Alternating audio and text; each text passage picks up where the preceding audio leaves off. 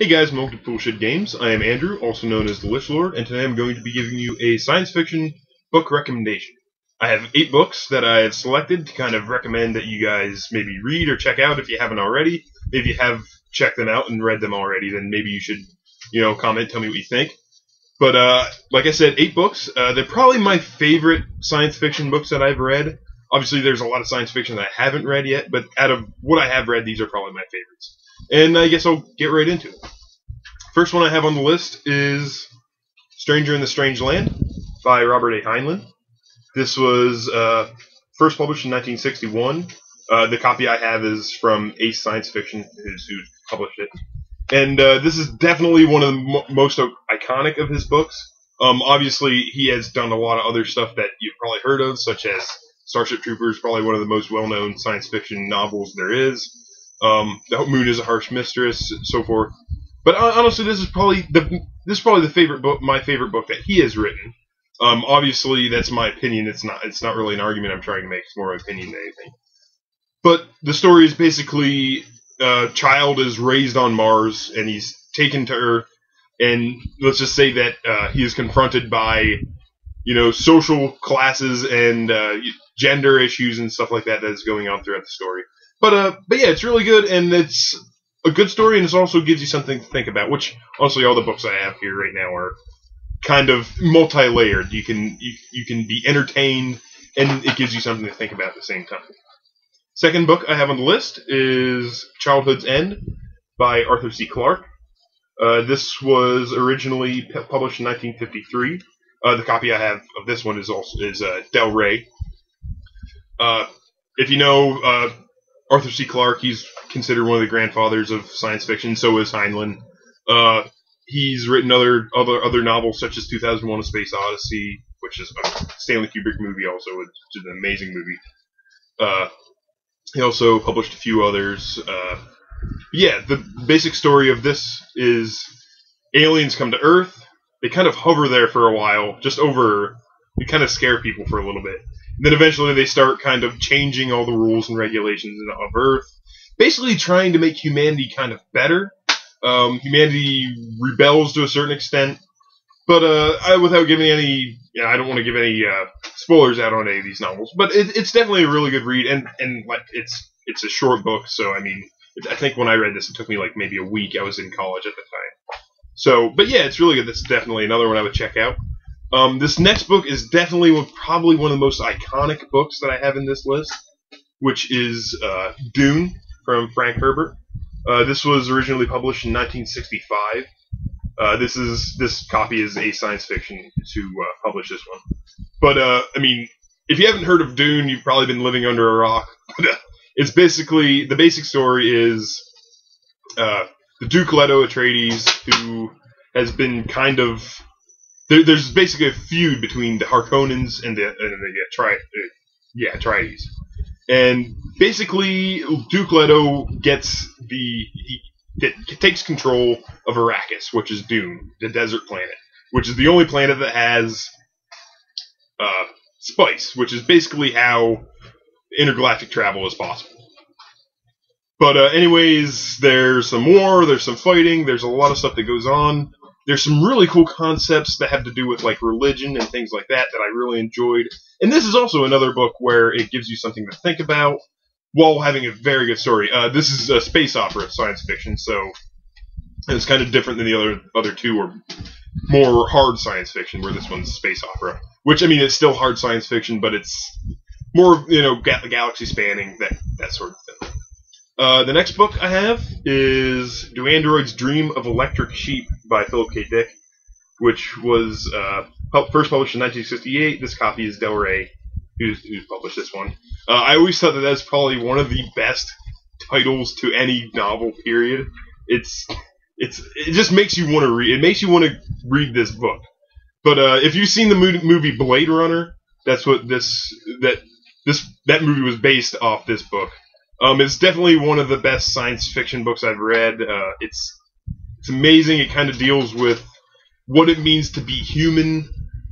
It's a very dystopian world. I mean, it's not a happy read by any stretch of the word happy, but it's definitely worthwhile. It's another book that makes you think. Like, pretty much all these books, as I said, make you think about complex subjects that are going on.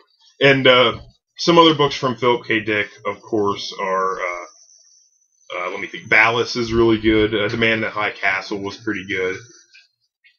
A Scanner Darkly. And he has a lot of books. The Penultimate Truth.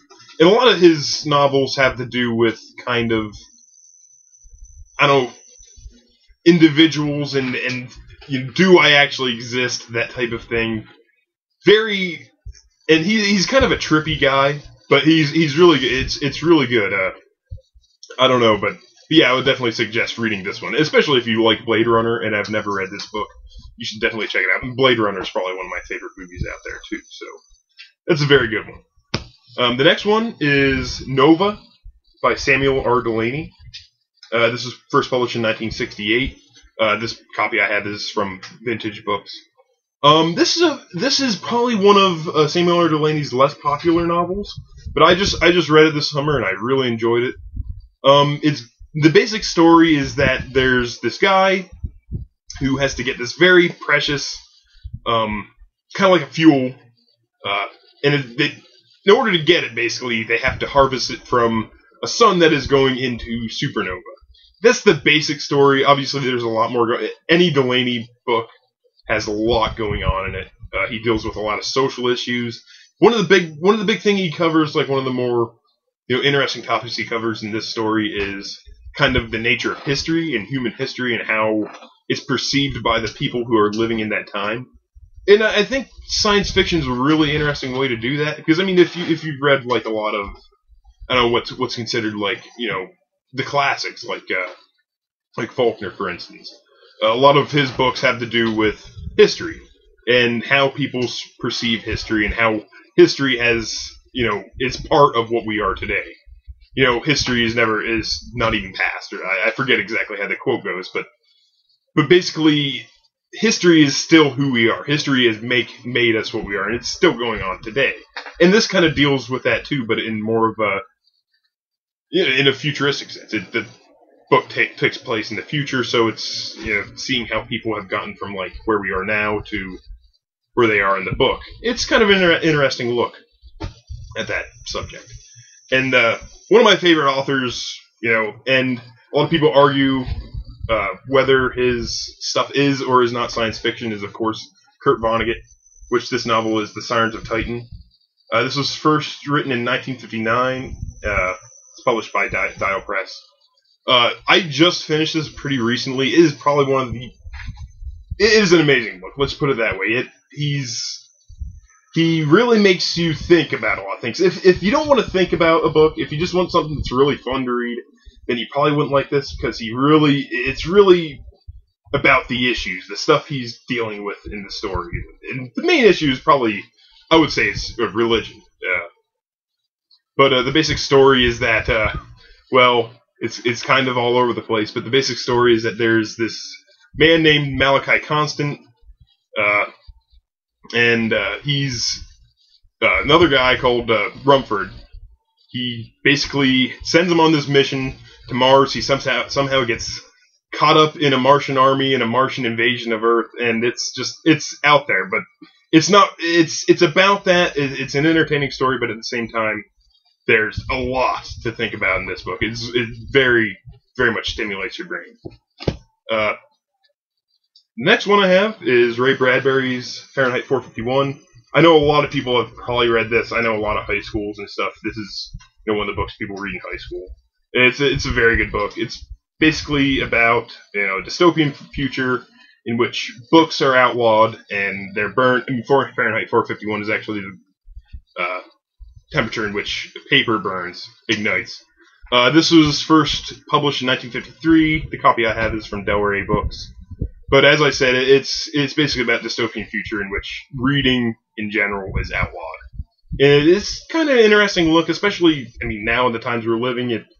What if something like reading were to be outlawed, or something of that nature? And it's about just oppressive governments and things of that nature. But it's really good. It's kind of one of those books that a lot of people have read and a lot of people have heard of, a lot of people talk about, but it's really good. It's really good, and there are probably a lot of mixed opinions on the book, but I liked it a lot reading it, and it's written well too. And honestly, it's kind of a hopeful story because at the same time, because even though it's this dystopian world, people still manage to find a way to read, find a way to maintain their humanity, I guess. Let's put it that way. And the last one I have for this list is actually not in the it's collected in this, but is More Than Human by Theodore Sturgeon. It is written in 1953. This book is part of an anthology I bought that is 4 American science fiction stories from 1953 to 1956. There's another book too that's the rest of the 50s has 4 other books in it, but I actually listened to this and read it at the same time. I listened to this on an audiobook while I was at work one time, and I read it this summer, and it's really good. It's kind of about the next stage of human evolution and that sort of thing, and it's extremely good. It's funny at times too. It's kind of satirical, and it's definitely very entertaining. But that's my list. A few others I would recommend that I don't have the book with me are Neuromancer from William Gibson. Robot Dreams from Isaac Asimov is very good, which is a collection of short stories. Also, Why I, Robot's pretty good. And there are obviously a few more. And if you have seen some of my other videos, the 3 anthologies, I would definitely recommend them because they're really good. But that's it for this episode, and hope you enjoyed the video. If you did, like and subscribe. Hopefully you'll leave a comment or something. Maybe you've read some of these books. And, maybe tell me what you thought of them, or maybe you didn't like some of these books that I mentioned, maybe you can say why. But anyways, have a good night.